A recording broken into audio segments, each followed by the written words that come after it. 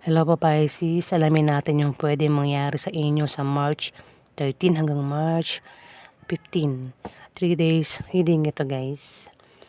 Guys, sa mga nagtatanong po kung ako po ay may Facebook at TikTok, wala po akong ganyang account. YouTube lang po ang meron ako guys. Ayan, gusto ko lang sabihin para alam nyo, para maiwasan nyo kung ano dapat yung iwasan, di ba? Usong scam ngayon. Magkapera lang sila, di ba? Gusto nila yung mga madali ang paraan, ayaw nang nahihirapan. Pinag-iinteresan pa yung hindi naman sa kanila. Ayan. Kaya ingat po kayo sa mga scammer. Ayan guys. Simulan na natin. Ganap kay Pisces sa March 13 hanggang March 15.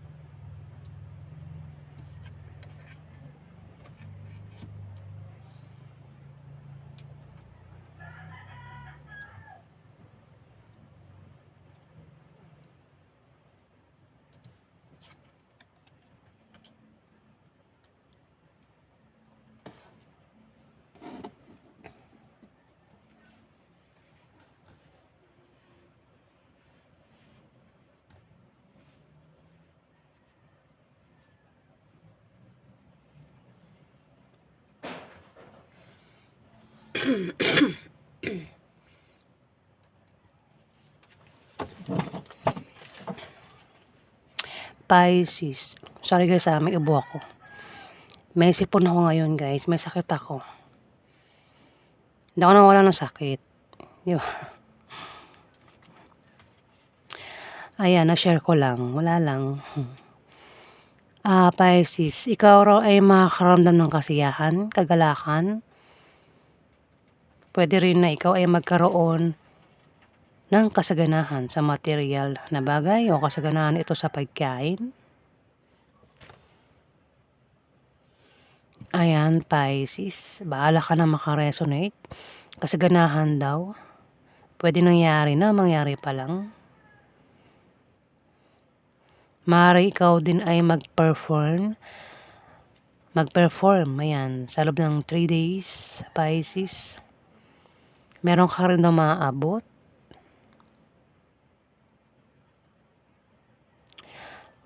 May page of coins. Pero nakabaliktad.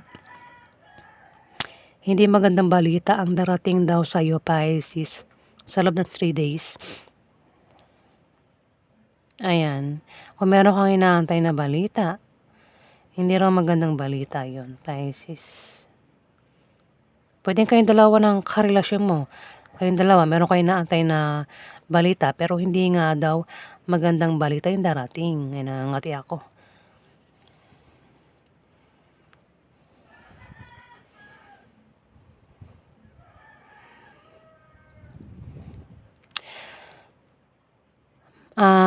Magkakaroon daw ng okasyon, kasiyahan, party naman, selebrasyon.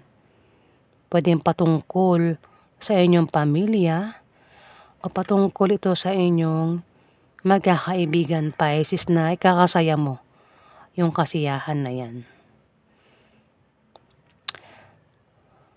Puwede rin naman na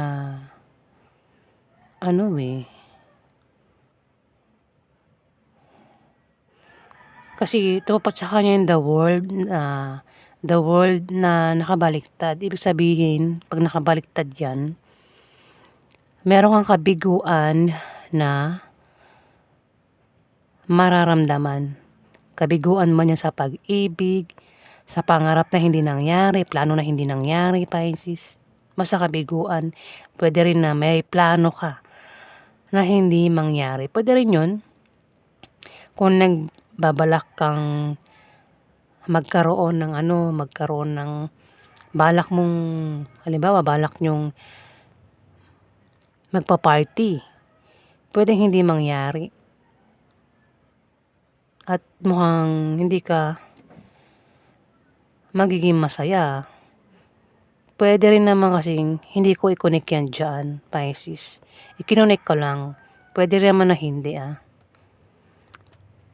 Puwedeng hindi sila connected, konektado. Puwedeng iba itong kabiguan, puwedeng iba. Kung hindi ko yan iko-connect, kung isa-isa lang, puwede naman, 'di ba? Yun nga, magkakaroon ng party ng kasiyahan. Puwedeng patungkol sa inyong magkakaibigan o patungkol sa inyong pamilya na ikakasaya mo nga daw, Pisces. Puwede rin na ikaw ay makakita ng rainbow, kasi may rainbow dito. May nag-aalala dito. Puwedeng ikaw, hindi man ikaw, kilala mo ang nag-aalala dito, Pisces. Puwedeng baka buntis ka, nag-aalala ka sa pinagbubuntis mo, o baka nanganak ka na. Kung hindi mo tumama ito sa'yo, Pisces, puwedeng tumama ito sa Scorpio o Cancer na babae na maaaring kilala mo. Puwedeng siya ay buntis o ito ay nanganak na, kasi puwedeng nanganak na siya, may baby na siyang karga, Nag-aalala ito sa baby niya o sa pinagbubuntis niya kung buntis siya, Pisces. Puwede rin naman na ikaw yan. Kung buntis ka, kasi kung di ka buntis, puwede may anak ka, may baby ka, pero kung wala, puwedeng tumama ito sa kilala mong kapwa mo, Pisces. So maaaring ito ay Scorpio o Cancer na babae. Puwedeng kung ikaw yan, puwedeng isa kang nurse o doktor. Ayan, nag-aalala sa pasyente mo dito, Pisces, na maaaring may sakit yung pasyente.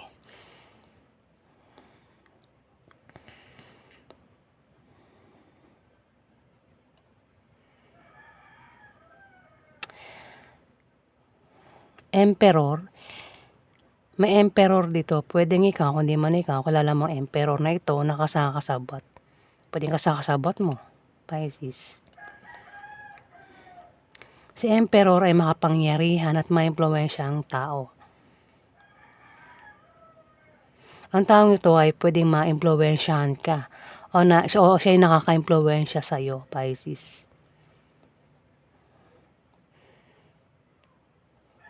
Puwede rin na siya ay magkaroon ng katatagan o kampante lang ito, Pisces.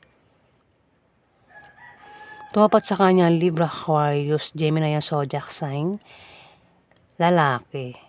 Puwedeng siya yung asawa mo, tatay mo, uncle mo, boss mo, kuya mo, o kung sino pa yan sa buhay mo. Maimpluwensya daw siya at makapangyarihan, Pisces. Dito, Wheel of Fortune, success, sa kung ano man itong dumating sa'yo o balak mo. Ayan, Pisces. O sa yung dalawa ng karelasyon mo. Pwede magkaroon ng kasal, Pisces. O balak magpakasal. Pwede magkaroon ng romansa sa yung dalawa ng karelasyon mo. Malakas yung attraction sa yung dalawa. Pwedeng soulmate din kayo, Pisces, ang taong ito. Pwede rin reunion. Kung malayo, ang isa't isa sa inyong dalawa ng karelasyon mo, Pisces. The World nakabaliktad. Meron ka raw kabiguan na may experience, mararanasan. Pwedeng kabiguan sa pag-ibig, sa pangarap, plano. Ayan, Pisces, dito.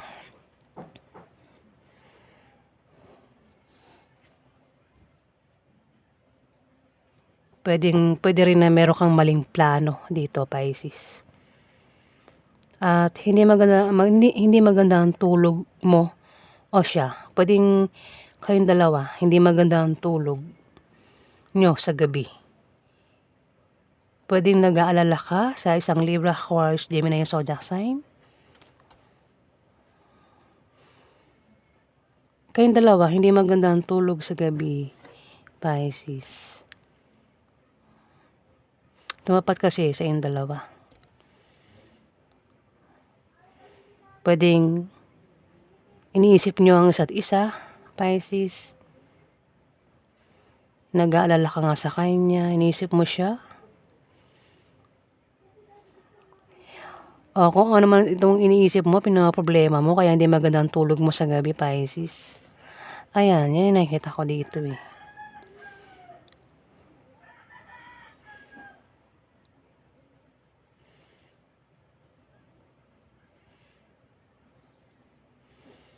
Pwede rin baka may sakit na insomnia, kaya hindi makatulog sa gabi. Pwede nag-aalala ka nga. O may mga ano ka, ang tawag nito. May mga hinala, kutob. Balisa ka rin dito. Nakakaramdam ka ng takot, Pisces. O baka nananaginip ka ng masamang panaginip, Pisces. O siya yan, itong Libra, Aquarius o Gemini. Siya yung ganyan. Nanaginip siya, may takot, kutob sa gabi. Kaya hindi magandang tulog niya. At may emperor nga dito. Pwedeng ikaw o siya yung emperor, Libra, Aquarius o Gemini. Kundi man, ang emperor ay isang Capricorn, Virgo, Taurus ang zodiac sign. Ma-influence at makapangyarihan daw ito. Kumbaga may position ito eh. Ayan. Ayan po yung ganap sa inyo, Pisces.